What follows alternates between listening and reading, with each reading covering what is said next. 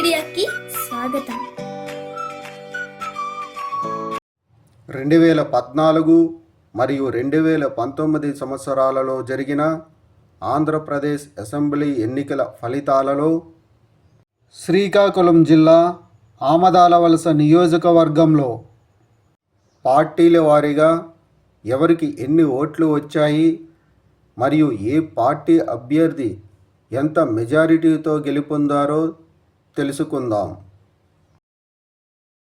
ముందుగా 2014 సంవత్సరంలో జరిగిన ఆంధ్రప్రదేశ్ అసెంబ్లీ ఎన్నికల్లో శ్రీకాకుళం జిల్లా ఆమదాలవలస నియోజకవర్గంలో తెలుగుదేశం పార్టీ అభ్యర్థి కోన రవికుమార్కు 65,233 ఓట్లు, వైఎస్ఆర్ కాంగ్రెస్ పార్టీ అభ్యర్థి తమ్మినేని సీతారాంకు 59,784 ఓట్లు, కాంగ్రెస్ పార్టీ అభ్యర్థి బొడ్డేపల్లి సత్యవతికి 4,918 ఓట్లు, జనసేన పార్టీ అభ్యర్థి పైడి సత్యప్రసాద్కు 844 ఓట్లు వచ్చాయి.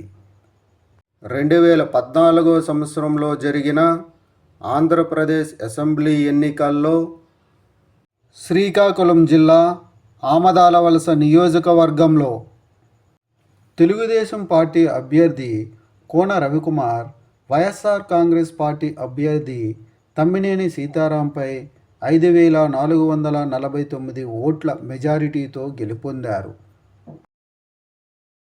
2019 సంవత్సరంలో జరిగిన ఆంధ్రప్రదేశ్ అసెంబ్లీ ఎన్నికల్లో శ్రీకాకుళం జిల్లా ఆమదాలవలస నియోజకవర్గంలో వైఎస్ఆర్ కాంగ్రెస్ పార్టీ అభ్యర్థి తమ్మినేని సీతారాంకు 77,897 ఓట్లు, తెలుగుదేశం పార్టీ అభ్యర్థి కోన రవికుమార్కు 63,906 ఓట్లు, జనసేన పార్టీ అభ్యర్థి రామ్మోహన్కు 3,280 ఓట్లు, కాంగ్రెస్ పార్టీ అభ్యర్థి బొడ్డేపల్లి సత్యవతికి 993 ఓట్లు, బీజేపీ పార్టీ అభ్యర్థి గడ్డయ్య పతినికి 956 ఓట్లు వచ్చాయి.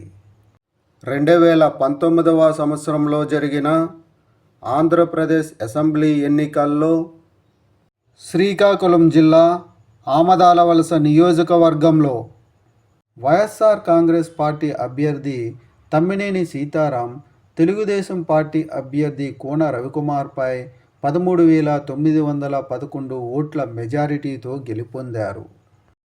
శ్రీకాకుళం జిల్లా ఆమదాలవలస నియోజకవర్గంలో 2024 సంవత్సరంలో జరగబోయే ఎన్నికల్లో మీరు ఏ పార్టీకి సపోర్ట్ చేస్తారు అనేది కామెంట్ చేయండి.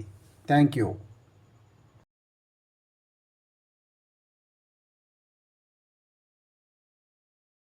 ఈ వీడియోలు మీకు నచ్చినట్లయితే కనుక లైక్ చేయండి, షేర్ చేయండి, కామెంట్ చేయండి.